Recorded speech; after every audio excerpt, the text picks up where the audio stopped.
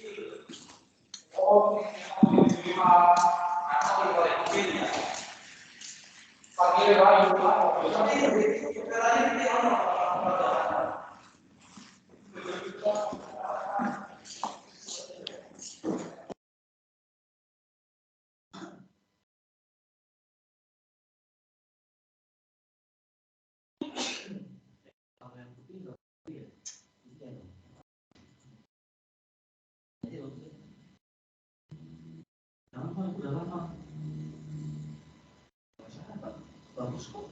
Iya, tapi sudah lama sering pakai itu.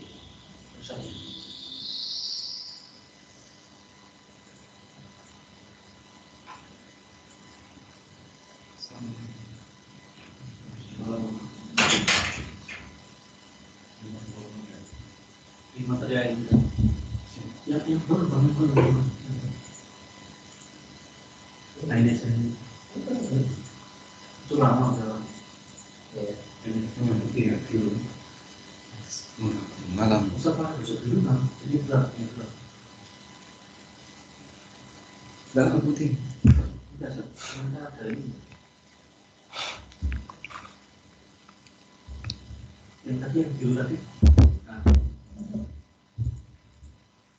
Yang utama dulu. Bismillah, insya Allah bisa kita mulai. Baik. Bismillahirrahmanirrahim. Assalamualaikum warahmatullahi wabarakatuh. Waalaikumsalam warahmatullahi wabarakatuh. Innal hamdalillah nahmaduhu wa nasta'inuhu wa nastaghfiruhu wa na'udzu billahi min syururi anfusina wa sayyiatina a'malina. May yahdihillahu fala mudilla lahu wa may yudlil fala hadiyalah. Wa asyhadu an la ilaha illallah wa asyhadu anna Muhammadan abduhu wa rasuluh. Salawat dan salam semoga selalu tercurah kepada junjungan kita Nabi Muhammad sallallahu alaihi wasallam dan juga kepada para keluarga, sahabat dan para pengikutnya hingga akhir zaman. Bapak-bapak, ibu-ibu, para jamaah Nestle Majelis Taklim Nestle Mengaji yang saya hormati dan muliakan. Alhamdulillah pada sore hari ini kita kembali diizinkan oleh Allah Subhanahu wa taala untuk bertemu dalam kajian rutin Nestle MT Mengaji.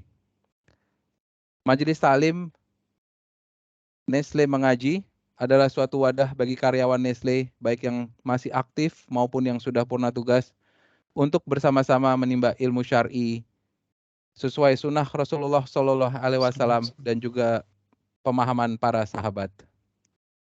Pada sore hari ini, tema kajian kita adalah menggapai malam Lailatul Qadar, yang insya Allah tema ini sangat relevan, di mana dalam 3-4 hari ke depan kita akan memasuki 10 hari terakhir di bulan suci Ramadan. Insya Allah pemateri pada sore hari ini Ustadz kita, Ustadz Aminur Bait Hafizahullah. Izinkan sebelum Ustadz membacakan atau memberikan materinya, saya memberikan latar belakang riwayat Ustadz. Beliau adalah S1 dari jurusan Teknik Nuklir Universitas Gadjah Mada dan juga S1 jurusan Fikih dan Usul Fikih di Madinah International University. Saat ini beliau aktif mengasuh website Tanya Jawab Islam di konsultasisyariah.com. Beliau juga sudah tak asing lagi bagi pemirsa Yufid TV, dan di antara yang beliau tulis adalah Fikih Sholat Duha. Sebelum kita mulai kajian sore hari ini, saya juga akan membacakan adab-adab dalam mengikuti kajian. Pertama, hendaknya peserta kajian meluruskan niat dalam mengikuti kajian ini semata-mata mengharap wajah Allah Subhanahu wa Ta'ala. Hendaknya peserta kajian juga meniatkan untuk mengambil faidah dari ilmu yang didapat untuk diamalkan dalam kehidupan sehari-hari dan ditulis agar melekat dalam ingatan kita semua. Peserta kajian, kecuali moderator, untuk memastikan audio dan video pada perangkat elektronik masing-masing dalam keadaan off atau mute selama penyampaian materi berlangsung. Insya Allah, kajian sore hari ini akan berlangsung selama 1,5 jam, di mana 1 jam akan diisi oleh materi dari Ustadz, lalu dilanjutkan dengan 30 menit sesi tanya-jawab interaktif. Dalam melaksanakan sesi tanya-jawab, jamaah yang hendak bertanya secara langsung diharapkan menekan fitur raise hand terlebih dahulu, dan jamaah akan ditunjuk oleh moderator untuk bertanya secara langsung. Untuk petanya interaktif dari jamaah putra bisa mengaktifkan video saat berinteraksi dengan Ustadz, sedangkan untuk penanya terpilih dari akhwat diharapkan untuk cukup audio saja dan pertanyaan dibuat singkat, padat, jelas, dan semoga bisa relevan dengan materi pada sore hari ini. Penanya juga bisa bertanya melalui fitur chat di aplikasi MS Team. Pertanyaan bisa ditulis saat kajian berlangsung dan akan dibacakan sesuai dengan kecukupan waktu yang telah ditentukan. Demikian adab dan tata tertib untuk dipatuhi bersama demi kelancaran pelaksanaan kajian pada sore hari ini. Selanjutnya kami persilakan kepada Ustadz Aminur Bait Hafizahullah Ta'ala. Tafadul Maskurah. Assalamualaikum warahmatullahi wabarakatuh. Alhamdulillahirabbil alamin wassalatu wassalamu ala asyrafil mursalin nabiyina wa maulana Muhammadin wa ala alihi wa sahbihi ajma'in. Wa asyhadu an la ilaha illallah wahdahu la syarikalah wa asyhadu anna Muhammadan abduhu wa rasuluh sallallahu alaihi wa ala alihi wa sahbihi wa man tabi'ahum bi ihsanin ila yaumiddin. Alhamdulillah, puji syukur kita haturkan kehadirat Allah Subhanahu wa Ta'ala. Di kesempatan sore hari ini kita bisa belajar bersama. Semoga Allah Ta'ala menjadikan forum kita forum yang diberkahi, mendatangkan kebaikan baik kita, baik di dunia maupun di akhirat. Sebagai seorang muslim, kita menyadari bahwa amal yang diterima oleh Allah adalah amal yang dilakukan secara berkualitas. Dan salah satu di antara penentu kualitas bagi amal seseorang adalah adanya persiapan. Adanya persiapan yang dilakukan oleh seorang muslim sebelum amal itu dilakukan. Dan bagian dari persiapan tersebut adalah belajar mengilmui bagaimana tata cara amal, bagaimana ilmu yang harus kita ketahui terkait amal yang bersangkutan. Karena dalam masalah amal ada 3 hal yang harus kita pikirkan. Yang pertama adalah sebelum beramal. Kita harus memikirkan bagaimana persiapan yang harus kita upayakan sebelum beramal. Yang kedua, ketika sedang beramal, kita memikirkan bagaimana agar bisa melakukannya dengan maksimal. Dan yang ketiga, tidak kalah penting, yaitu pasca amal. Berusaha menjaga agar jangan sampai pahala yang kita dapatkan hangus dan hilang disebabkan karena perbuatan kesalahan yang kita lakukan. Karena itulah bagi kaum muslimin yang sedang berpuasa, mereka menyadari bahwa di tengah puasa mereka nggak boleh bohong, nggak boleh dusta, tidak boleh menggibah di tengah sedang berpuasa. Namun kita juga tekankan kepada kaum muslimin, Anda jaga posisi ini meskipun sudah berbuka puasa. Sehingga di malam hari boleh nggak Pak kita gibah? Di malam hari boleh nggak kita bohong? Di malam hari kita berbicara dusta? Ya tetap nggak boleh. Kenapa? Karena puasanya kan sudah selesai Pak. Kami sudah berbuka puasa dan sekarang kita sudah masuk waktu maghrib, waktu isya. Sehingga kita dalam posisi tidak berpuasa. Maka jawabannya adalah sebab kita juga diperintahkan untuk menjaga agar pahala puasa itu tetap bertahan. Dan upaya untuk menjaga pahala puasa agar tetap bertahan adalah dengan cara menghindari semua perbuatan yang bisa membatalkan pahala puasa. Di antaranya adalah berbuat maksiat.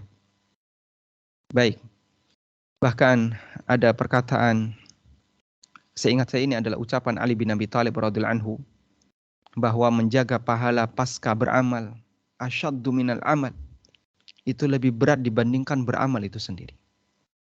Sehingga perjuangan para salafus saleh, para sahabat Nabi SAW, para ulama masa silam, seusai mereka beramal luar biasa. Sampai di antara mereka berdoa kepada Allah Subhanahu wa taala selama 6 bulan pasca Ramadan.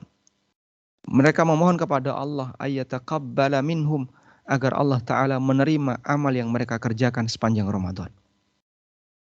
Selama 6 bulan. Yang mungkin kita hanya berdoa agar amal kita diterima hanya pada saat Idul Fitri saja. Pada saat hari raya, taqabbalallahu minna wa minkum. Ucapan itu kita semarakkan saat tanggal 1 Syawal. Tanggal 2 kita sudah mulai lupa untuk berdoa. Tanggal 3 mungkin sudah sangat lupa sama sekali ya. Lupa sama sekali. Apalagi setelahnya. Kita mungkin sudah melupakan apapun yang kita kerjakan sepanjang Ramadan. Namun bagi para ulama yang mereka mengetahui nilai berharganya sebuah amal, maka mereka akan berusaha untuk menjaganya. Saya kadang membandingkan seperti ini.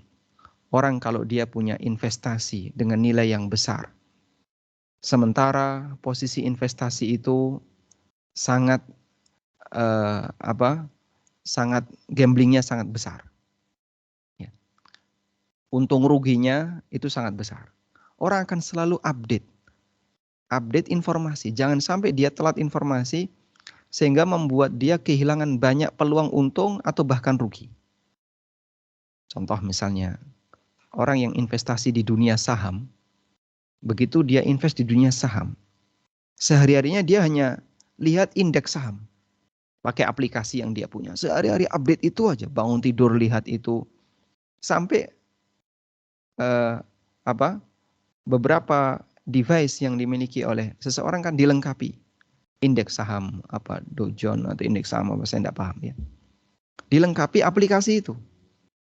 Seolah-olah itu adalah bawaan semua orang.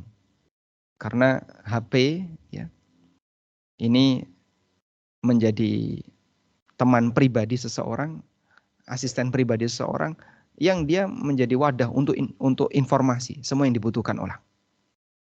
Sampai disediakan aplikasi itu. Apalagi mereka yang bermain di kripto, ya, yang nilai volatilitasnya masih sangat tinggi sehingga sangat tidak karuan fluktuasinya. Itu dia akan selalu untuk update informasi. Gimana ya, Bitcoin hari ini berapa? Sekian jam berikutnya berapa? Sekian menit berikutnya berapa? Dia selalu ikuti itu. Sehingga hatinya selalu dihantui dengan was-was. Jangan sampai modal yang dia punya hilang. Coba andaikan semangat semacam ini terjadi pada kegiatan ibadah yang kita lakukan. Sehingga seusai Anda melakukan ibadah, seusai kita melakukan ibadah, kita punya husnudzon semoga diterima oleh Allah. Lalu kita berharap semoga ada pahalanya. Dan kita berusaha untuk menjaganya. Dan bentuk menjaga pahala itu adalah mewaspadai. Jangan sampai melakukan amalan yang menyebabkan pahala ini hilang. Maka sangat disayangkan ketika ada orang yang dia ketika Ramadan berlomba-lomba memperbanyak amal saleh. Membaca Quran sampai melalui mikrofon banter-banteran ya. Antara satu masjid dengan masjid yang lain. Begitu selesai Ramadan berbuat syirik. Datang ke dukun. Kalau nggak datang ke dukun, sajen. Kalau nggak sajen, dia berbuat syirik yang lainnya. Masya Allah, sangat disayangkan. Ini orang capek beribadah ketika Ramadan. Begitu selesai Ramadan, dia hilangkan dengan hanya melakukan amalan 5 menit. Sekian menit, hangus semua amalnya. Maka jaga baik-baik jemaah ya. Amal ibadah yang kita kerjakan. Termasuk diantaranya adalah ibadah yang dinilai oleh Allah dengan nilai yang besar. Yaitu ibadah ketika Lailatul Qadar. Yang ditegaskan oleh Allah dalam Al-Quran, Lailatul Qadri khairum min alfi syahr. Tayyib. Selanjutnya kita akan buka seperti apa sih fikih Lailatul Qadar. Bagian apa yang perlu kita ketahui dari Lailatul Qadar. Kita akan mengenal dari sisi nama terlebih dahulu. Lailatul Qadri. Ini ada 2 cara baca. Bisa dibaca Lailatul Qadar, bisa dibaca Lailatul Qadri. Bisa dibaca Lailatul Qadari, bisa dibaca Lailatul Qadri. Jadi kalau ditulis Lailah itu kata Al-Qadri ini ada 2 cara baca. Bisa dibaca Al-Qadari dengan dalnya di fathah. Bisa dibaca Al-Qadri dengan dalnya disukun. Dua-duanya benar ya. Anda boleh baca dengan Lailatul Qadar, Anda juga boleh baca dengan Lailatul Qadri. Kalau dibaca dalnya di fathah, artinya takdir. Sementara kalau dibaca dalnya disukun, artinya kemuliaan. Sehingga membaca Lailatul Qadar, jika dibaca Lailatul Qadri, maka maknanya adalah malam kemuliaan. Tapi kalau kita baca Lailatul Qadar, artinya adalah malam penetapan takdir. Dan dua-duanya benar. Di sini kita sebutkan, ada banyak pendapat ulama tentang kenapa disebut Lailatul Qadar. Ada yang mengatakan Al-Qadr, dari kata Al-Qadr, dalnya disukun, yang artinya asyaraf, kemuliaan. Ada yang mengatakan Al-Qadar, li'annahu yuqaddaru fiha ma yakun fi tilkas sana. Karena Allah takdirkan di malam itu untuk semua takdir selama 1 tahun. Yang disebut dengan takdir sanawi. Yang disebut dengan takdir sanawi. Allah tetapkan takdir selama setahun. Yang ini disebut dengan takdir as-sanawi. At-takdir as-sanawi. Takdir tahunan. Dan ada pendapat yang ketiga, li'annal lil qiyami fiha qadran azima. Disebut Lailatul Qadar karena orang yang melakukan qiyamul lail di malam itu memiliki keutamaan yang besar. Baik. Kemudian tentang keutamaan Lailatul Qadar. Kita menyebutnya Lailatul Qadar atau malam Qadar. Sehingga kami ingatkan karena ini judulnya malam dan Lailah. Lailah dengan malam bedanya apa? Sama ya. Ya, maka kalau kita membuat pernyataan malam qadar atau Lailatul Qadar. Karena kalau Anda tulis dengan malam Lailatul Qadar, maka jadinya apa? Malam-malam Qadar. Double ya. Baik. Judulnya menggapai malam Lailatul Qadar. Tapi nggak apa-apa ya. Sama seperti Bank BRI kan. Ya, lazimnya seperti itu. Baik. Fadailuha, tentang keutamaannya. Pertama, di malam itu diturunkan Al-Quran. Sebagaimana yang Allah tegaskan dalam Al-Quran. Inna anzalnahu fi lailatul qadar. Dan Quran diturunkan di bulan Ramadan. Syahrul Ramadan alladzi unzila fihil Quran. Bulan Ramadan, disitulah diturunkan Al-Quran. Yang kedua, yuqaddirullahu subhanah. Di malam itu Allah takdirkan. Fiha kullama huwa kainun fissana. Segala sesuatu yang akan terjadi selama setahun. Dalilnya surat Ad-Dukhan ayat 4 dan 5. Allah Ta'ala berfirman, Inna anzalnahu fi lailatin mubarak, inna kunna mundirin, fiha yufraku kullu amrin hakim, amram min indina, inna kunna mursilin. Sesungguhnya aku turunkan Al-Quran di malam qadar. Fiha yufraku kullu amrin hakim. Di malam itu, kullu amrin hakim yufrak. Seluruh ketetapan Allah Ta'ala dat yang maha bijaksana, yufrak, ditetapkan. Maksudnya adalah ditakdirkan. Amram min indina, ketetapan dari kami, inna kunna mursilin. Di sini ada keterangan dari Ibnu Katsir. Pada malam itu Allah takdirkan semua takdir makhluk selama setahun.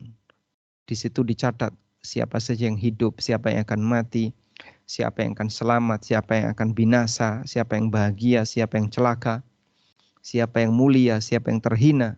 Semua yang dikehendaki oleh Allah Subhanahu wa Ta'ala di tahun ke depan, setahun ke depan. Yuktabu fi lailatul qadar. Dicatat di malam qadar. Maka para ulama mengatakan, kalau ada orang yang berdoa, berharap kepada Allah agar selama tahun ini mendapatkan kebaikan, semoga tahun ini tahun kebaikan, semoga tahun ini mendapatkan keberuntungan, maka doa itu tidak diucapkan di malam tahun baru, tapi diucapkan di Lailatul Qadar. Doa itu seharusnya diucapkan di Lailatul Qadar. Kenapa, Pak? Karena di malam itu Allah tetapkan takdir. Sehingga bukan di malam tahun baru. Malam tahun baru nggak ada hubungannya dengan takdir. Artinya itu bukan waktu Allah menetapkan takdir. Tapi Allah tetapkan takdir ketika Lailatul Qadar. Selanjutnya, malam itu adalah malam yang berkah. Sebagaimana yang Allah firmankan di surat Ad-Dukhan ayat 3. Inna anzalnahu fi lailatin mubarakah. Sesungguhnya aku turunkan Al-Quran di malam yang berkah. Lanjutannya ayat di atas tadi. Fiha yufraku kullu amrin hakim. Di malam itu Allah tetapkan urusan yang bijaksana. Urusan takdir. Kemudian di malam itu ibadah dilipatkan melebihi lebih baik dari 1000 bulan. Sebagaimana yang Allah firmankan di surat Al-Qadar. Lailatul Qadri khairum min alfi syahr. Maka ibadah di malam itu lebih afdol di sisi Allah daripada ibadah selama 1000 bulan yang tidak ada Lailatul Qadar. Dan 1000 bulan itu sebanding dengan 83 tahun plus 4 bulan. Di malam itu pula Jibril turun bersama para malaikat dengan membawa kebaikan dan berkah. Sebagaimana yang Allah firmankan di surat Al-Qadar. Tanazzalul malaikatu warruhu fiha. Para malaikat dan roh turun di malam itu. Bi'idni rabbihim, dengan izin Rabb mereka. Min kulli amrin. Ya, untuk menetapkan urusan. Maka para malaikat turun di muka bumi dengan membawa kebaikan, keberkahan, rahmat dan maghfirah. Dan malam itu juga malam keselamatan. Sebagaimana yang Allah firmankan di akhir surat Al-Qadar, salamun hiya hatta matla'il fajr. Salamun hiya itu adalah malam keselamatan. Maka malam itu tidak ada keburukan, tidak ada khaliyah minasyarri wal adza, tidak ada keburukan. Di sana banyak ketaatan dan amal kebaikan sehingga banyak keselamatan dari azab. Itulah salamun, itulah malam yang penuh dengan keselamatan. Karena itu adalah malam yang penuh dengan keselamatan, jadi nyaman malam itu untuk dipakai beribadah kepada Allah. Nah, sekarang bagaimana cara berburu Lailatul Qadar? Kapan tepatnya Lailatul Qadar itu terjadi? Ini bagian dari rahasia Allah. Dan Allah tidak memberitahukan kepada siapapun. Sehingga Allah jadikan ini sebagai perkara gaib yang tidak diketahui oleh manusia. Karena itu kapan terjadinya Lailatul Qadar? Ada perbedaan pendapat ulama. Jadi kapan Lailatul Qadar?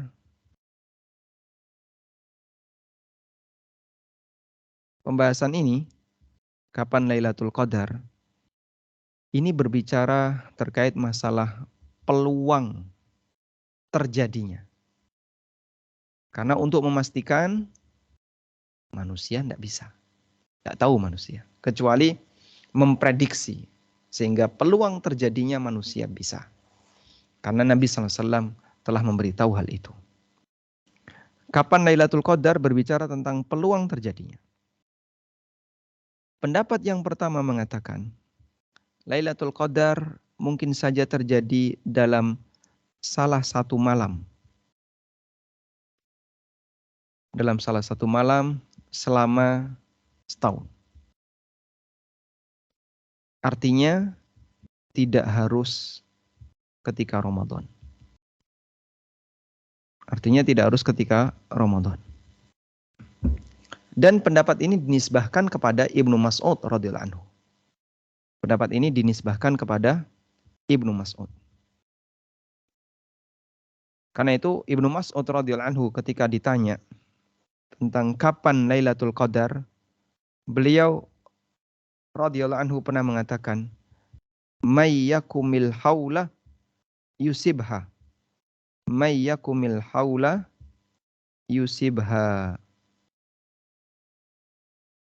Barang siapa yang beribadah selama setahun, barang siapa yang tahajud setiap hari selama setahun, nggak pernah bolong, pasti dia akan mendapatkannya. Tapi ini dijelaskan oleh Ubay bahwa maksud Ibnu Mas'ud di situ adalah agar orang itu tidak malas-malasan. Baik, ada orang yang bertanya kepada Ubay bin Ka'ab. Ada orang yang bertanya kepada Ubay bin Ka'ab. Yang bertanya adalah Zir bin Khubaish, seorang ulama tabi'in. Saya bertanya kepada Ubay bin Ka'ab radhiyallahu anhu. Aku sampaikan, sesungguhnya saudaramu yaitu Ibnu Mas'ud, beliau pernah ditanya tentang Lailatul Qadar, kata beliau, "May yakumil haula yusib Lailatul Qadri." Siapa yang bangun setiap malam dalam waktu setahun pasti dapat Lailatul Qadar. Pasti dapat Lailatul Qadar. Sehingga ini mengisyaratkan Ibnu Mas'ud radhiyallahu anhu menganggap bahwa Lailatul Qadar ada dalam salah satu malam di sepanjang satu tahun meskipun tidak di bulan Ramadan. Namun apa kata Ubay bin Ka'ab rahimahullah, arada alla yattakilan nas. Semoga Allah merahmati Ibnu Mas'ud. Mungkin yang beliau maksudkan adalah agar orang itu tidak malas. Amma innahu qad alima annaha fi Ramadan. Ibnu Mas'ud paham kalau Lailatul Qadar itu ada di bulan Ramadan. Wa annaha fil ashril awakhir, dan itu ada di 10 malam terakhir Ramadan. Baik. Maka tadi saya sebutkan pendapat ini dinisbahkan kepada Ibnu Mas'ud. Kemudian pendapat yang kedua. Pendapat kedua mengatakan Lailatul Qadar terjadi di salah satu malam bulan Ramadan. Terjadi di salah satu malam selama Ramadan. Hanya di Ramadan. Selain Ramadan tidak ada. Hanya di Ramadan. Dan pendapat yang ketiga adalah di salah satu malam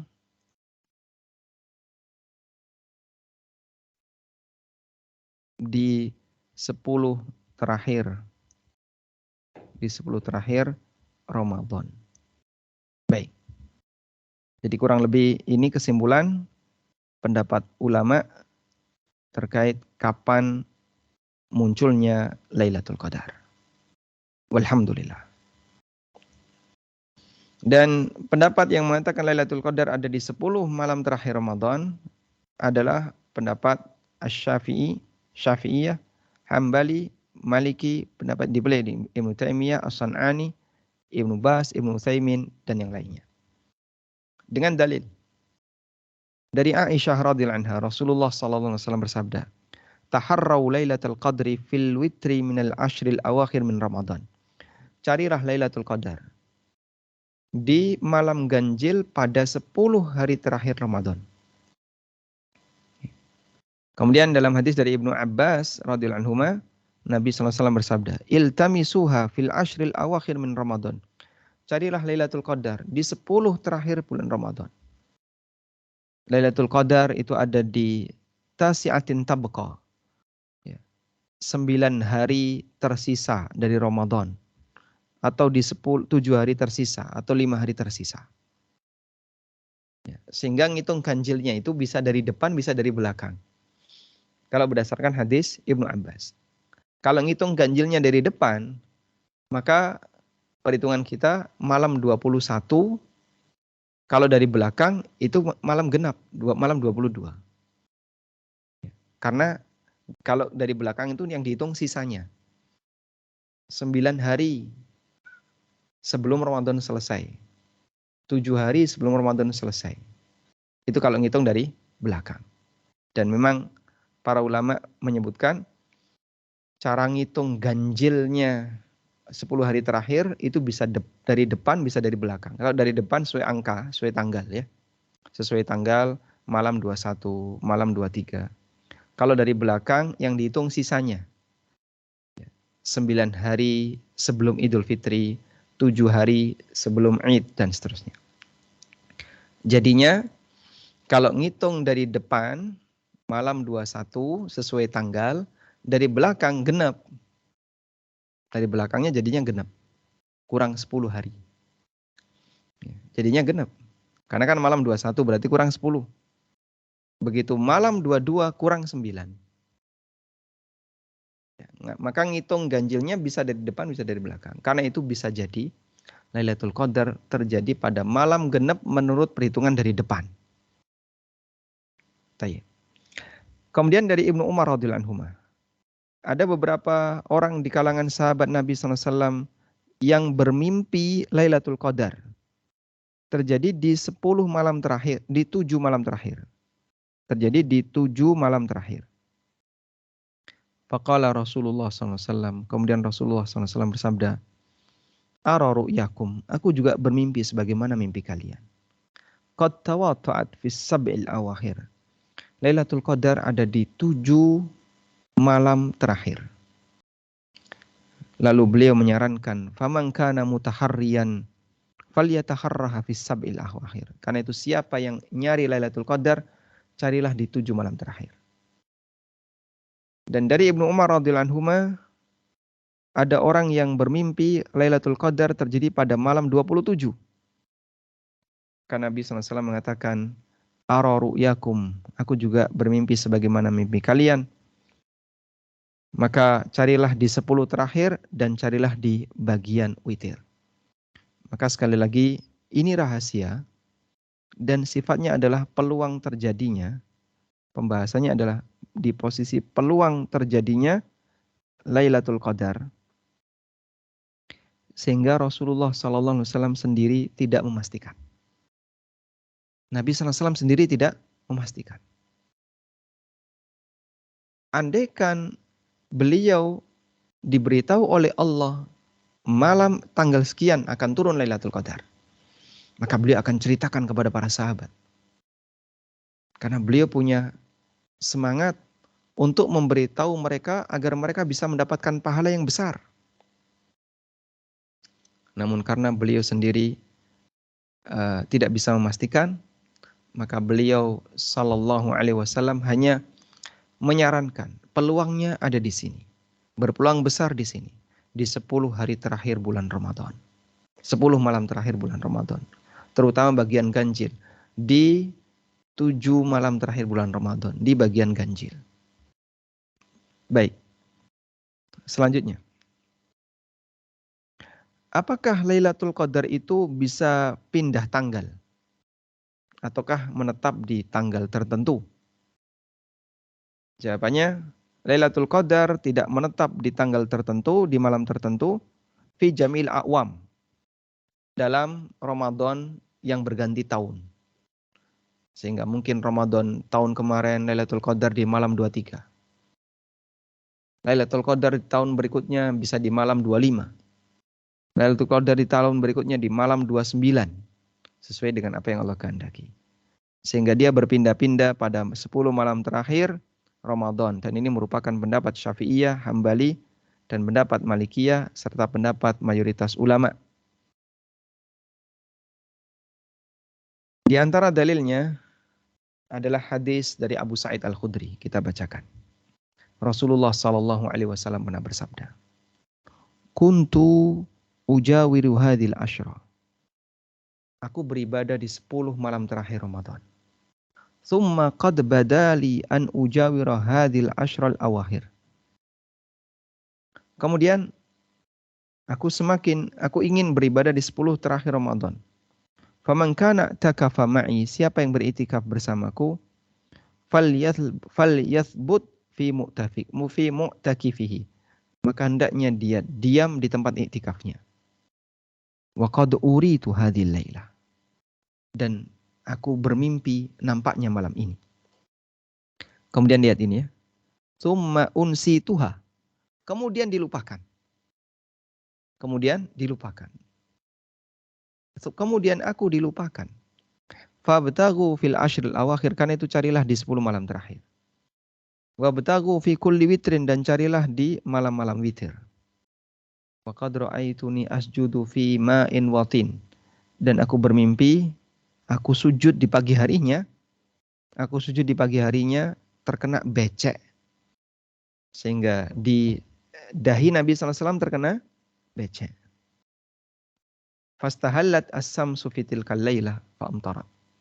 Malam itu pun turun hujan. Fawaqafal masjidu fi musallan Nabi SAW lailata 21. Kemudian masjid di tempat sholatnya Nabi SAW ketika itu dipakai untuk ibadah di malam 21. Dan Nabi SAW sholat subuh. Fabasurtu ainai Rasulullah SAW wa nadhartu ilaihi insarafa minas subhi wa wajhu mumtali'un tina wa ma'a. Lalu aku melihat di keningnya Rasulullah SAW. Ketika saya salam salat subuh, di kening Nabi SAW ada lumpur. Tinan wa ma'an. Ada tanah dan air, artinya ada lumpur. Jadi nempel lumpur. Sehingga persis seperti yang diceritakan Nabi SAW, mimpi beliau. Aku bermimpi, saya sujud pada saat Lailatul Qadar itu, saya sujud, dan ketika saya sujud di atas becek. Sehingga penuh dengan air dan lumpur. Kata Abu Sa'id Al-Khudri, subuhnya saya lihat Nabi SAW ada lumpur di kening beliau. Nah. Kemudian juga dari Abdullah bin Unais, Rasulullah SAW bersabda, aku dinampakkan Lailatul Qadar, thumma unsituha, kemudian aku dilupakan. Wa urani subhaha asjudu fi ma'in watin. Dan yang saya ingat waktu saya mimpi itu, saya bersujud di mana? Di atas tanah yang berair. Famurtirna lailata 23. Dan kita dapat hujan di malam ke-23. Rasulullah SAW mengimami kami, dan selesai subuh, inna atharal ma'i wattini ala jabhatihi wa anfi. Ada lumpur di dahi dan hidung Nabi SAW. Baik, kejadian ini dulu di masa Rasulullah SAW. Apakah mesti Lailatul Qadar akan turun hujan? Tidak mesti. Nah, waktu itu Rasulullah SAW bermimpi saat Lailatul Qadar, beliau pagi harinya sujud di atas lumpur. Berarti malamnya hujan. Dan betul malamnya hujan. Kemudian Nabi SAW ketika sujud ada lumpur di dahi beliau. Sallallahu alaihi wasallam. Baik. Kemudian berikutnya, Lailatul Qadar akan selalu ada sampai kiamat di setiap Ramadan.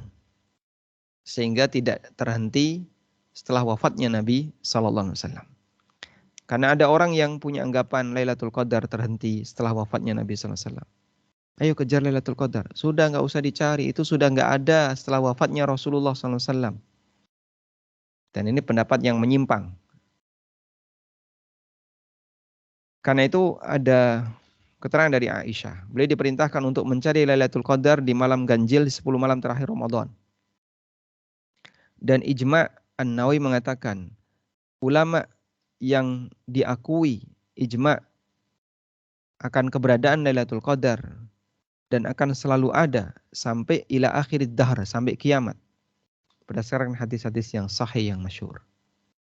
Dan salah satu di antara indikasi kuatnya adalah Nabi SAW perintahkan agar kita mencari Lailatul Qadar di 10 malam terakhir Ramadan, dan itu berlaku umum untuk seluruh umatnya.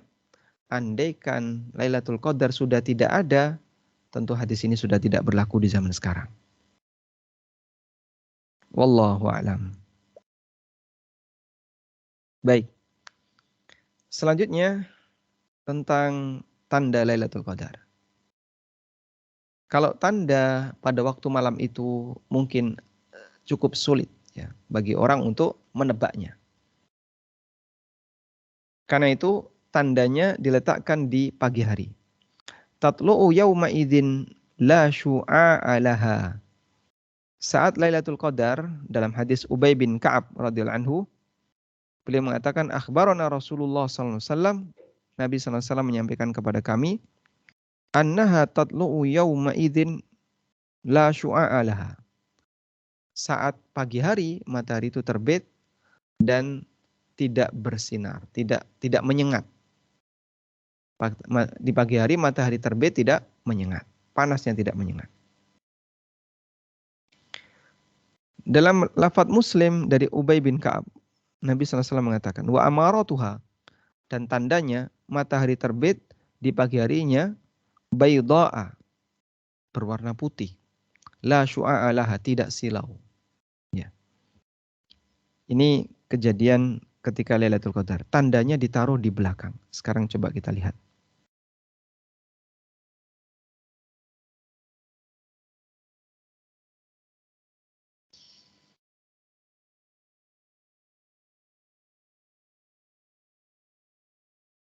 Baik.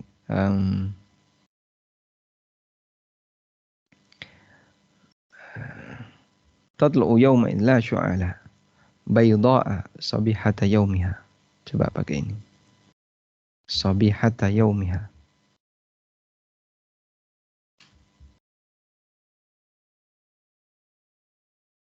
Nah.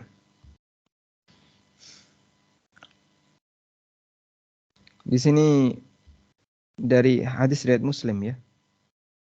Dari Ubay bin Ka'ab radhiyallahu anhu. Kemudian di situ ada perkataan, hiya lailatul lati amarana Rasulullah sallallahu alaihi wasallam biqiyamiha. Di malam itu Rasulullah sallallahu alaihi wasallam perintahkan kami untuk ibadah. Hiya lailatu sabihati sab'in wa ishrin. Itu adalah malam yang paginya dapat 27 Ramadan. Wa amaratuha, dan tandanya antatlu asyamsu fi sabihati yaumiha. Matahari terbit di pagi harinya, bayda, berwarna cerah, putih. La syu'a laha. La syu'a laha. Coba kita lihat. La syu'a laha. Apa yang dimaksud dengan la syu'a laha? La syu'a laha Artinya di sini dinyatakan bal takunu naqiyah la yura laha asyi'atun mumtadda fantashiru da'uha bila syu'a kama yudhi'ul qamar bila syu'a. La syu'ala artinya terang. Ya. Tidak ada mendung yang menutupinya, tidak ada awan yang menutupinya. Sebagaimana bulan yang cahaya terang. Baik.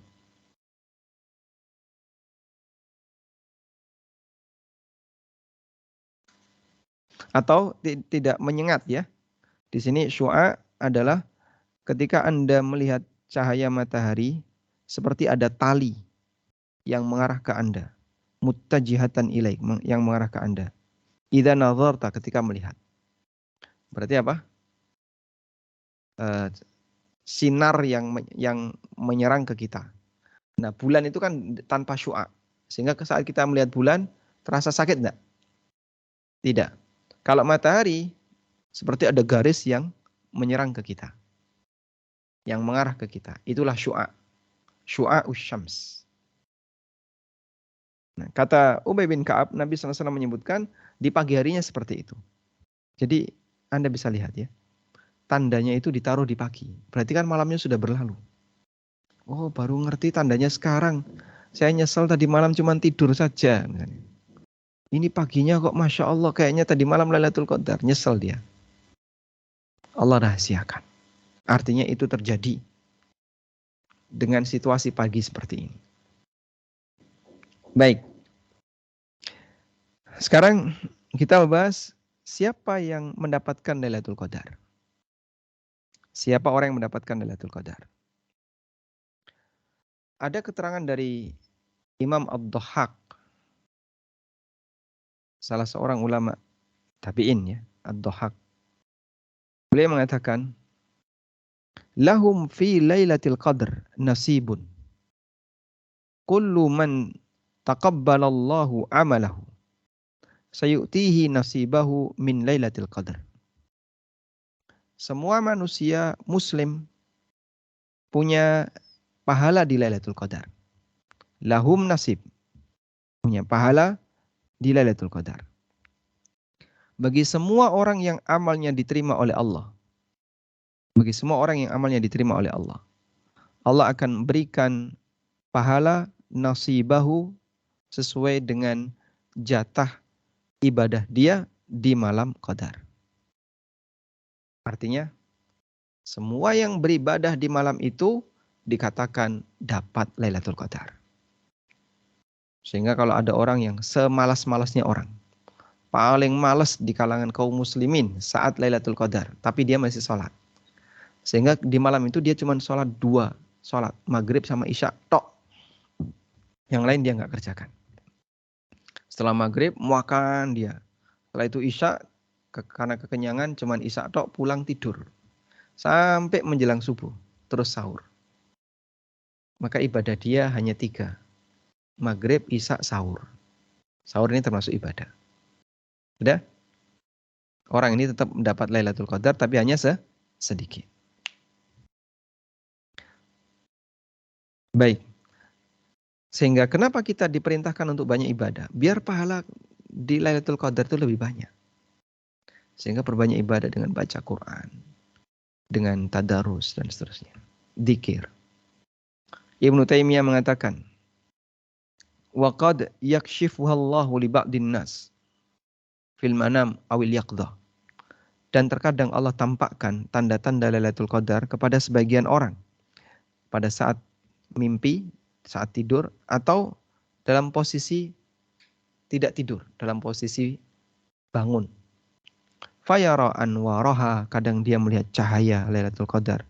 Aw yara man yaqulu lahu hadhi Lailatul Qadar, atau ada orang yang mengatakan ini Lailatul Qadar, lalu dia percaya kalau itu Lailatul Qadar.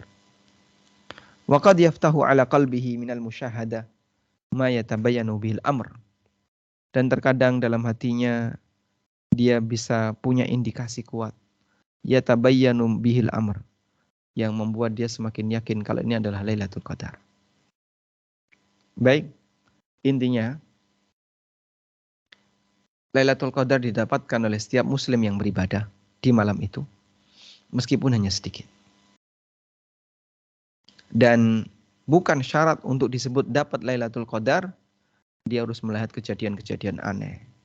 Melihat misalnya, melihat pohon sujud, melihat ada tulisan Allah di atas, atau melihat ada cahaya yang keluar dari kegelapan, atau melihat kuburan-kuburan misalnya merekah, atau melihat yang lainnya. Tidak ada, bukan syarat untuk bisa disebut mendapatkan Lailatul Qadar harus melihat kejadian-kejadian aneh semacam ini. Wallahu a'lam. Baik, demikian yang bisa kita bahas. Semoga menjadi ilmu yang bermanfaat. Wassallallahu ala nabiyyina Muhammadin wa ala alihi wa sahbihi wasallam.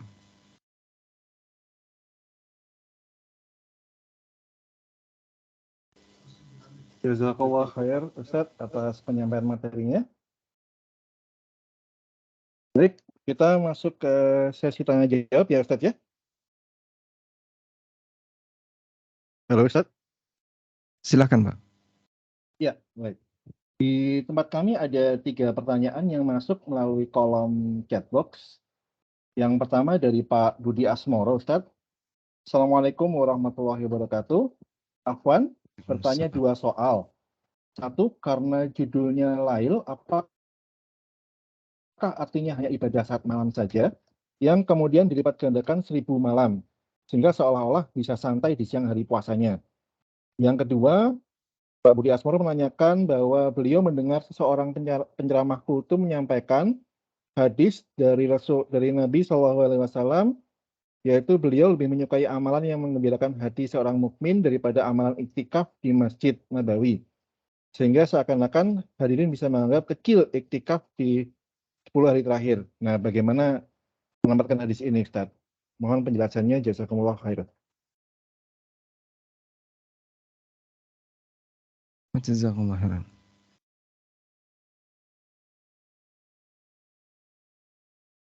Sebentar.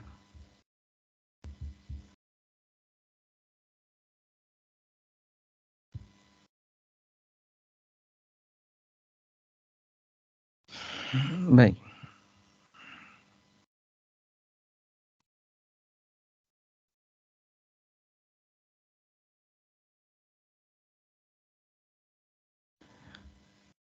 Coba kita bahas untuk pertanyaan yang pertama ya. Judulnya Lail. Apakah artinya hanya ibadah saat malam saja, kemudian dilipat gandakan 1000 malam? Jawabannya ya, hanya sampai subuh. Maka Allah katakan, salamun hiya hatta matla'il fajar. Malam itu adalah malam keselamatan. Hatta matla'il fajar, sampai terbit fajar. Artinya sampai subuh. Sehingga ibadah subuh saja nggak masuk dalam kriteria pelipatan lebih baik dari 1000 bulan. Karena dia sudah di pagi hari. Sudah tulu'ul fajar, setelah terbit fajar. Maka hanya berlaku untuk mereka yang beribadah di malam hari. Tidak berlaku bagi mereka yang beribadah antara subuh sampai maghrib. Sehingga bolehkah kemudian siang harinya dia istirahat, bersantai? Jawabannya ya boleh. Tapi kan dia berpuasa.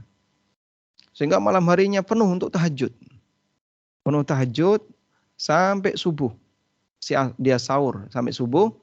Setelah itu, setelah subuh dia ngantuk. Mau tidur, silahkan. Dan dia sudah melakukan perjuangan di malam harinya. Sehingga selesai subuh karena nggak ada kegiatan, dia tidur, silahkan.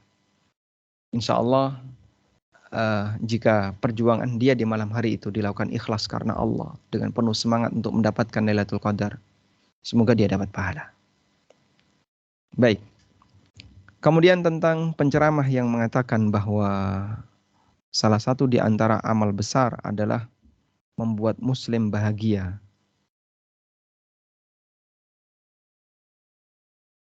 Untuk hadis seperti yang dimasukkan oleh penanya, saya belum mendapatkan. Sebentar.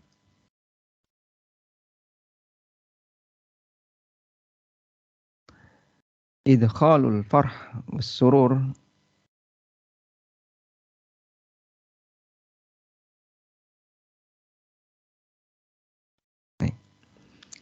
Di sini di Fatwa Syabaka Islamiyah.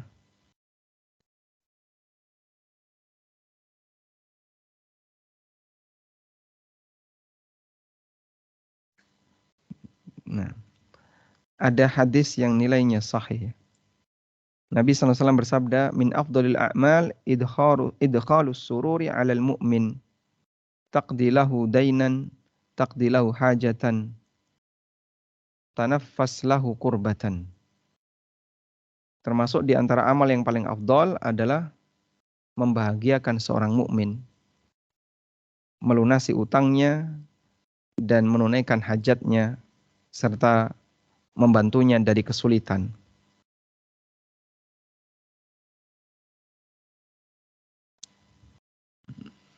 Kalau teks seperti yang tadi disebutkan saya belum menemukan, coba.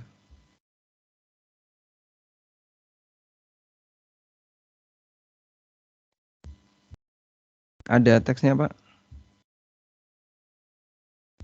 Saya nggak ada, Ustaz. Beliau hanya menyebutkan bahwa ada seorang penceramah yang menyampaikan hadis dari Nabi SAW bahwa ada Nabi SAW menyukai amalan yang mengembalikan hati seorang mukmin daripada amal iktikaf di Masjid Nabawi. Baik. Jadi tidak ada referensi hadis yang mana, riwayat dari mana gitu, Ustaz. Tidak ada dari penanya. Baik.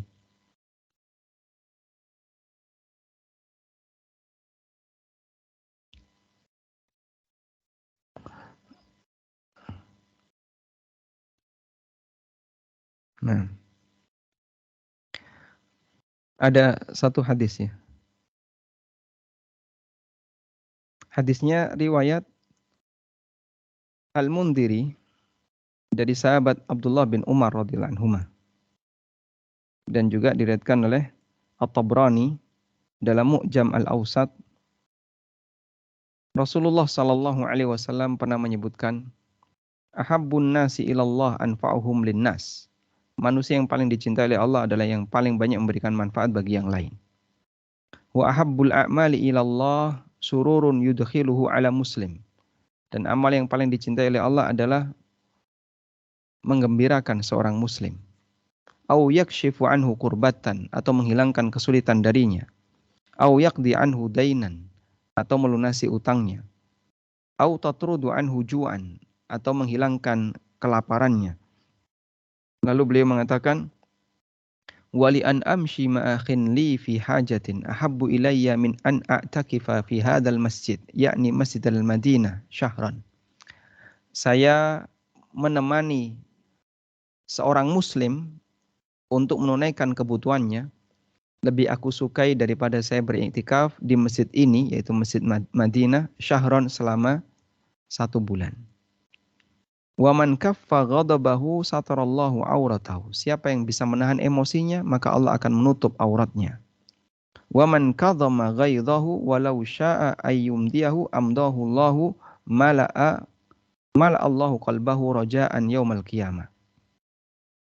Siapa yang bisa menahan emosinya, padahal kalau dia mau, dia bisa wujudkan, maka Allah akan penuhi hatinya dengan semangat untuk selalu mendapatkan akhirat. Baik, mungkin dari penggalan kalimat ini ya, saya menemani seorang muslim untuk menunaikan hajatnya, kebutuhannya lebih aku cintai daripada i'tikaf di masjid. Insya Allah hadis ini sahih, dan di sini dinilai sahih oleh Syekh Albani. Namun ini tidak menunjukkan kalau i'tikaf adalah amal yang ringan. Bukan dalam rangka untuk meremehkan i'tikaf. Artinya begini, Anda bisa melihat i'tikaf itu amal yang berat. Meninggalkan aneka kegiatan yang mungkin hati kita masih ingin untuk menyelesaikannya. Anda meninggalkan pekerjaan, fokus di masjid, nggak bisa kemana-mana. Jika kau melihat i'tikaf adalah amal yang demikian istimewa, maka di saat kau menemani orang ketika dia mau menunaikan hajatnya, lalu kita temani dia, kata Nabi SAW, itu lebih aku sukai daripada i'tikaf. Menunjukkan kalau amal ini nilainya juga sangat besar. Bukan meremehkan amal i'tikaf. Jangan kemudian kita memahami amal i'tikaf diremehkan, Di saat yang sama dia juga nggak pernah bantu orang ketika dia punya kebutuhan. Ketika ada orang punya kebutuhan.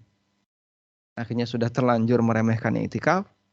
Di saat yang sama dia juga tidak membantu orang ketika ada kebutuhan. Ya. Karena orang ketika punya kebutuhan lalu ditemani, dia akan lebih semangat. Misalnya mau ngurus apa, ngurus SIM atau ngurus STNK atau ngurus apa. Ayo tak temani Pak. Saya punya kenalan orang dalam. Wah, Masya Allah. Nanti Bapak tinggal bayar, tinggal foto, dan seterusnya. Wallahu a'lam. Nah, Ustaz. Jadi saya juga ini ya, saya elaborasi juga pertanyaan dari Mbak Santi Noviastuti. Berarti bahwa ada ibadah juga yang lebih utama ya, Ustaz, yang bisa dilakukan di 10 hari terakhir Ramadan, misalnya sedekah atau hal yang lain selain iktikaf, Ustaz. Apakah memang seperti itu atau bagaimana, Ustaz? Baik, likulli maqamin maqal, masing-masing posisi itu ada amalannya. Sehingga ibadah apa yang paling afdol untuk dilakukan di 10 hari terakhir Ramadan? Iktikaf. Ibadah yang paling afdol adalah iktikaf. Karena itu memang waktunya. Dan Nabi SAW iktikaf di 10 malam terakhir Ramadan.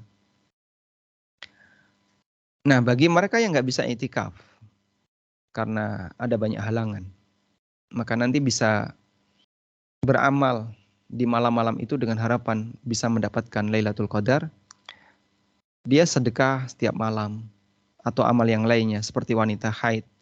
Dia bisa membaca Quran dengan menggunakan laptop agar tidak menyentuh mushaf, atau dia bisa bersedekah, memberi kesempatan berbuka puasa dan seterusnya.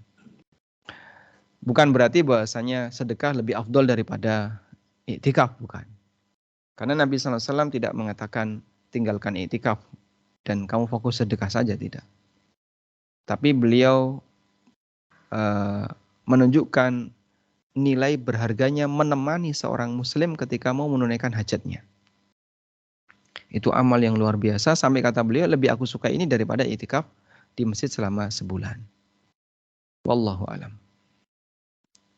Jazakallah, Ustaz. Jadi ini juga menjawab pertanyaan beberapa jamaah seperti Pak Ihsan yang nomor 1, bahwa apakah di siang hari kalau kita sudah niat di malam hari, kemudian di siang harinya kita sebagai karyawan atau pekerja, apakah hal ini adalah iktikaf? Mungkin bukan ya, Ustaz ya. Berarti masih selain iktikaf tapi dihitung sebagai pahala atau amalan yang bisa mengantar kita untuk mendapatkan pahala Lailatul Qadar.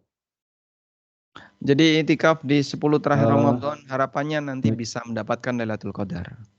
Kalau di sini ada pertanyaan, apakah ada keutamaan lebih untuk ibadah yang dilakukan di 10 terakhir Ramadan? Jika malam hari ada. Kalau siang hari ya sama sebagaimana 20 pertama Ramadan. Kalau malam hari kita punya harapan semoga bertepatan dengan Lailatul Qadar. Wallahu a'lam. Baik, Ustaz, ada pertanyaan juga dari Pak Sultan, Muhammad Sultan. Bismillah, semoga Allah melimpahkan kebaikan kepada Ustadz Hafizahullah dan keluarga. Amin walakum bimithli. Amin ya rabbal alamin. Yang pertama, Ustadz, mohon nasihat Ustadz, apakah ada tuntunan atau riwayat dari Rasulullah SAW terkait seorang Muslim bisa mendapatkan Lailatul Qadar lebih dari 1 kali? Dan pertanyaan nomor 2, apakah ada kemungkinan malam Lailatul Qadar akan berbeda-beda di tiap negara atau daerah dalam 10 malam terakhir Ramadan mengingat adanya perbedaan waktu di belahan bumi Allah? Wallahu alam, kami tidak paham yang dimaksud dapat Lailatul Qadar lebih dari sekali. Karena kejadiannya malam itu hanya sekali. Lailatul Qadar itu hanya turun di 1 malam. Sehingga tidak berulang. 21 turun, nanti 23 turun lagi. Tidak. Tapi hanya turun di 1 malam. Salah satu di antara malam-malam bulan Ramadan, terutama di bagian 10 terakhir bulan Ramadan. Karena itu, apakah mungkin orang bisa dapat Lailatul Qadar 2 kali? Kalau maksudnya dapat 2 malam, nampaknya tidak mungkin. Nampaknya tidak mungkin, karena hanya terjadi selama 1 malam. Tapi kalau maksudnya, apakah orang bisa mendapatkan banyak amal, lebih dari 1 amal di Lailatul Qadar? Jawabannya sangat mungkin. Dia sholat, membaca Quran, sedekah, Terus apa lagi? Amalan-amalan yang lainnya, termasuk misalnya menyebarkan kebaikan di malam Lailatul Qadar dengan cara menyebarkan artikel-artikel yang bermanfaat dibaca oleh seorang mukmin misalnya. Ya. Atau berzikir, atau dia ibadah yang lainnya. Itu mungkin.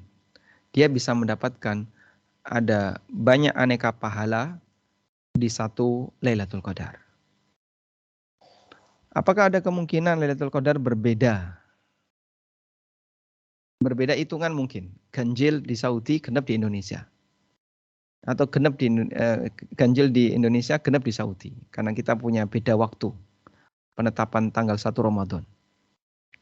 Dan itu seperti yang dijelaskan oleh ulama, perbedaan menghitung genap dan ganjil bisa dari depan, bisa dari belakang. Tapi kembali kepada itu semua adalah rahasia Allah. Kita pokoknya diminta perbanyak ibadah di 10 malam terakhir. Pasti nanti akan dapat. Wallahu a'lam. Jazakallah Ustaz atas penjelasannya. Ini ada jamaah yang ingin bertanya secara interaktif langsung dari Pak Asep Syahril Ustaz. Silakan. Tafadhol Pak Asep. Silakan dibuka kamera dan mic-nya.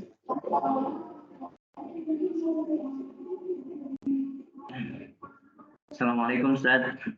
Waalaikumsalam warahmatullahi wabarakatuh. Ahlan wa sahlan Ustaz. Ahlan bikum Pak Asep. Silakan Pak Asep. Kayaknya kita pernah ketemu di mana? Iya kemarin Ustaz lagi ketemu sama bule-bule sama Farhad. Kemarin anak mau ke tempat Ustaz nggak enak. Ustaz mager sama Robin. Semalam Ustaz. Gitu, jadi mau nyambung nggak enak. Iya Ustaz, yang anak mau tanyain gini Ustaz. Ustaz tadi bilang bahwa Allah telah menentukan pada malam Lailatul Qadar manusia telah ditentukan 1 tahun kehidupan untuk tahun-tahun ke depannya. Nah, pertanyaannya, bagaimana dengan doa-doa kita yang kita tiap hari panjatkan?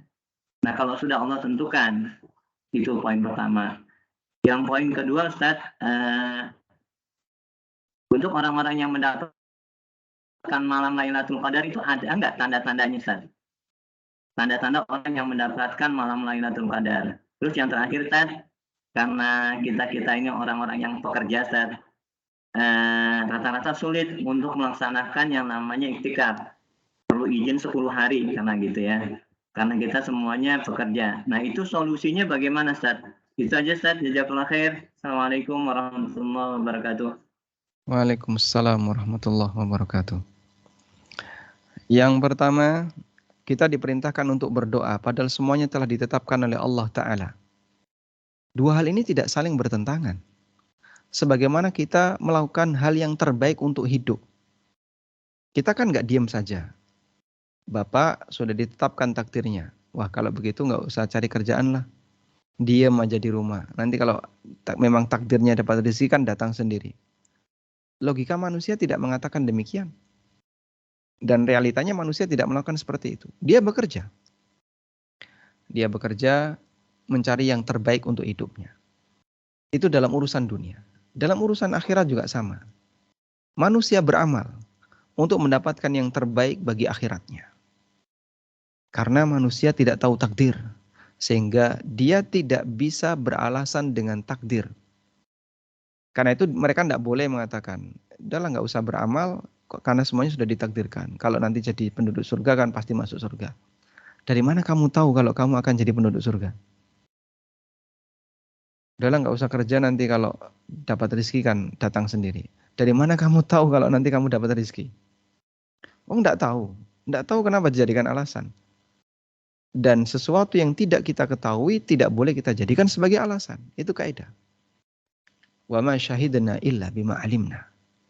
Kami tidak memberikan saksi kecuali atas dasar ilmu yang kami ketahui. Sehingga tidak bertentangan dua hal ini. Ini tidak hanya khusus terkait Lailatul Qadar. Untuk semua kejadian. Bukankah semua telah ditakdirkan oleh Allah sampai kita mati? Betul. Terus apa manfaatnya berdoa?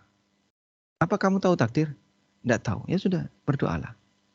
Karena kita tidak tahu masa depan. Silahkan memohon kepada Allah, meminta kepada Allah yang terbaik untuk hidup kita. Baik untuk kebaikan dunia maupun akhirat. Sebab kita tidak tahu takdir. Karena itu orang yang bekerja, berusaha, berdoa, dan melakukan hal yang itu positif dan bermanfaat baginya, tidak disebut melawan takdir, karena dia tidak tahu takdir. Karena itu Nabi SAW mengatakan, i'malu fakullun muyassarun lima khuliqalah. Beramallah kalian, karena masing-masing akan dimudahkan sesuai dengan tujuan dia diciptakan. Karena itulah dalam masalah seperti ini tidak boleh kita benturkan antara perintah untuk usaha dengan akidah dan keyakinan bahwa semua telah ditakdirkan. Sebab dua hal ini ranahnya berbeda.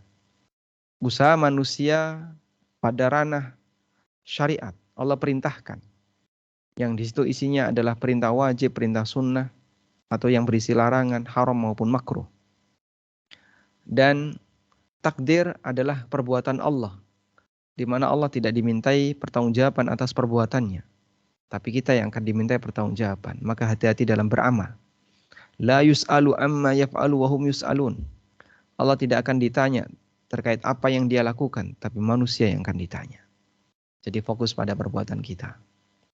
Bukan memikirkan perbuatan Allah Subhanahu wa ta'ala terkait takdir. Karena kita tidak tahu takdir. Wallahu a'lam. Kemudian yang kedua, sebagai karyawan yang tidak bisa iktikaf. Memang iktikaf yang paling sempurna ya, tidak keluar masjid sepanjang 1 bulan itu. Sepanjang 10 hari. Dari mulai tanggal 21 sampai selesai Ramadan. Siang malam.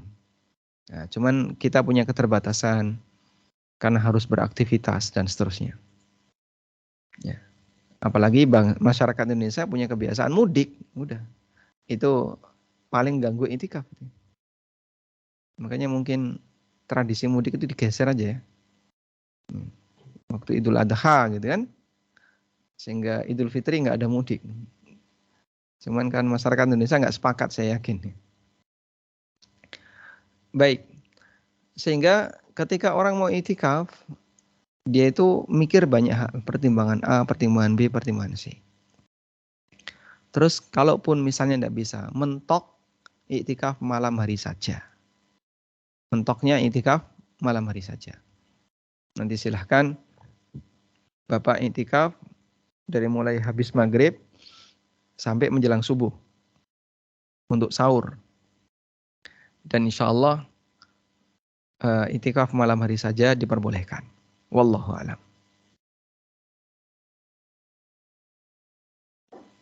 Jazakallah khair, Ustadz. Pertanyaan yang lain saya coba gabung mengenai orang yang sedang berhalangan, Ustadz. Yang pertama dari Risa Bayu dari Bandar Lampung, Ustadz. Assalamualaikum warahmatullahi wabarakatuh. Ustadz Ami, semoga selalu dalam lindungan dan rahmat Allah Azza wa Jalla.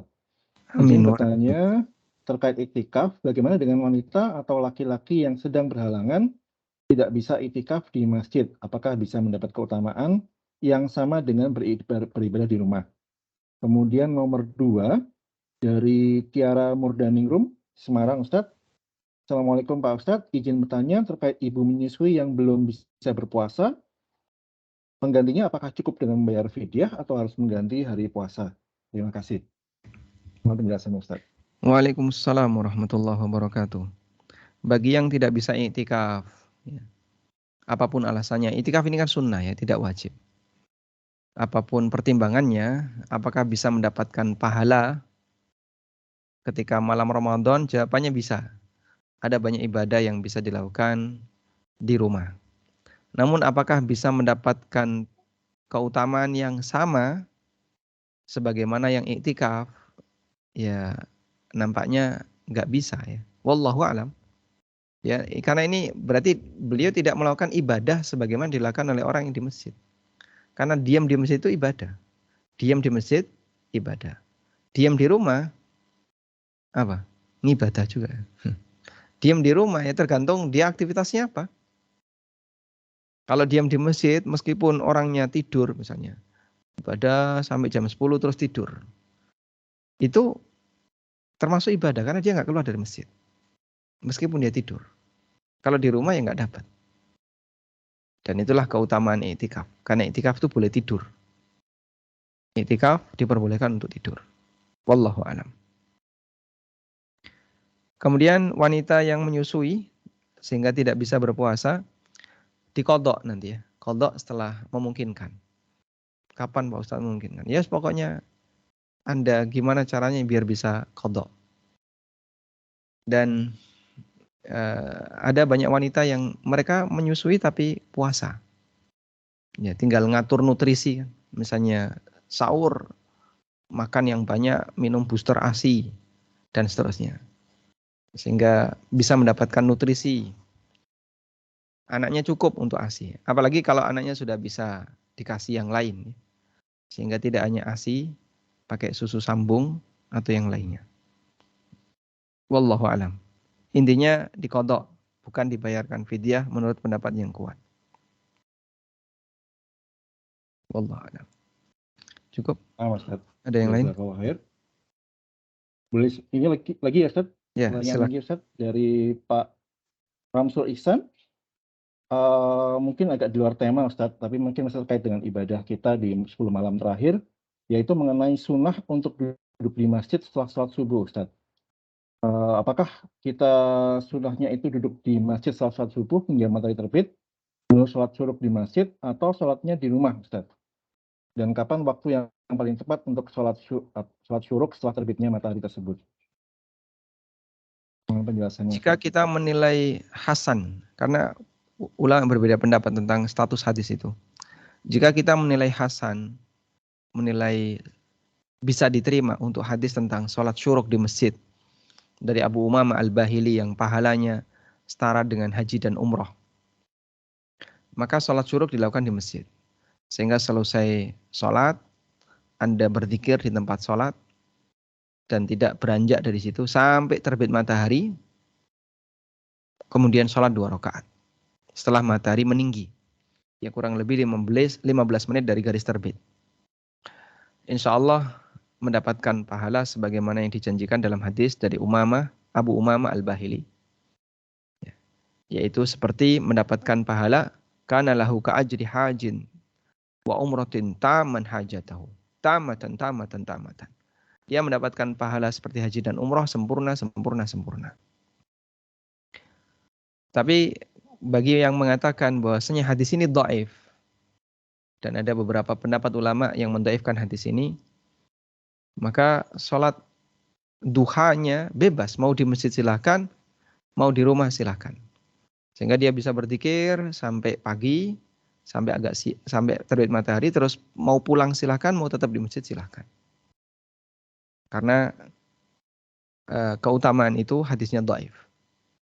Sehingga tidak harus ada rangkaian sebagaimana yang disebutkan dalam hadis Abu Umamah.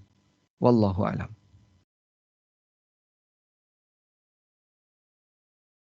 Jazakumullah Ustaz untuk penjelasannya. Kalau lihat dari pertanyaannya sudah habis Ustaz. Forum saya kembalikan kepada Pak Ihsan. Tafadhol Pak Ihsan. Ya, terima kasih Barakallahu Fik Mas Fitah atas panduannya selama sesi tanya jawab. Banyak sekali jawabannya, semoga bisa terjawab semua. Akhirul kata, mungkin kita sudah sampai di akhir sesi kajian kita kali ini. Terima kasih Ustadz atas materi yang disampaikan.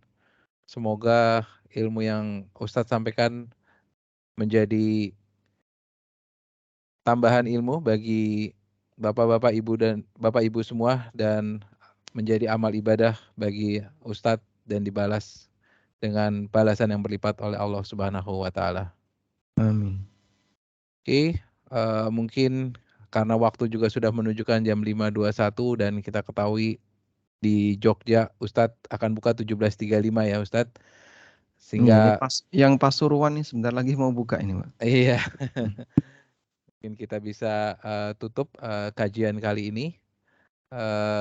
Mari kita baca. Pak Ihsan. Yes. Pak Ihsan, Afwan. Ini kita panitia ada hadiah. Oh iya, untuk mohon penanya maaf. terbaik Pak Ihsan. Tafadhol dipilih Pak Ihsan. Oke. Mungkin kita punya 2 buku zikir pagi petang untuk penanya terbaik. Mungkin afdolnya daripada saya yang memilih, Ustadz yang memilih dari pertanyaan-pertanyaan yang diajukan hari ini. Mungkin Ustadz boleh dipilih 2 penanya terbaik, Ustadz. Baik, yang pertama Pak Asmoro Budi. Budi Asmoro atau Asmoro Budi? Budi Asmoro. Budi Asmoro. Asmoro. Pak Budi Pak Budi Asmoro ya. Oke. Kemudian yang kedua Bapak Muhammad Sultan. Pak Sultan Muhammad Sultan. Muhammad Oh, Sultan. Muhammad Pak Sultan. Ya, Bapak Muhammad oke. Sultan. Barakallahu fikum. Wafiq barakallah. Terima kasih Hadiahnya Ustadz. apa, Pak? Buku zikir pagi petang. Iya, Pak. Oh, Masya Allah. Plus 1 Mungkin- paket dari Nestle. Ya. Mungkin Ustadz mau kasih hadiah juga, Ustadz. Wow, boleh silakan datang ke Yogyakarta. Iya, Nanti kita bisa main, Jumat. Ustadz. Masya Allah. Baik. Terima kasih Ustadz dan kawan-kawan semua. Alhamdulillah kajian kali ini berlangsung dengan lancar. Semoga menjadi amal ibadah bagi teman-teman panitia dari Majelis Taklim Nestle Mengaji dan juga tim Ustadz Aminur Baits yang telah menyiapkan acara ini dengan baik sehingga bisa berjalan lancar. Semoga Allah membalas kebaikan kawan-kawan semua dengan pahala yang berlipat. Kita tutup kajian kali ini dengan doa kafaratul majlis. Subhanakallahumma wa bihamdika asyhadu an la ilaha illa anta astaghfiruka wa atubu ilaik. Assalamualaikum warahmatullahi wabarakatuh. Waalaikumsalam warahmatullahi wabarakatuh. Waalaikumsalam. Jazakallah khair, Ustaz. Jazakallah khairan. Jazakallah khair, Ustaz. Baik, kami izin untuk live dari meeting, Pak. Baik, Ustaz. Ya, Terima Assalamualaikum. kasih. Waalaikumsalam warahmatullahi wabarakatuh. Terima kasih Mas Iksan, kawan-kawan. Assalamualaikum. Waalaikumsalam warahmatullahi Waalaikumsalam. wabarakatuh. Pak Asep. Ya, Mas Vita itu musangnya tuh nempel.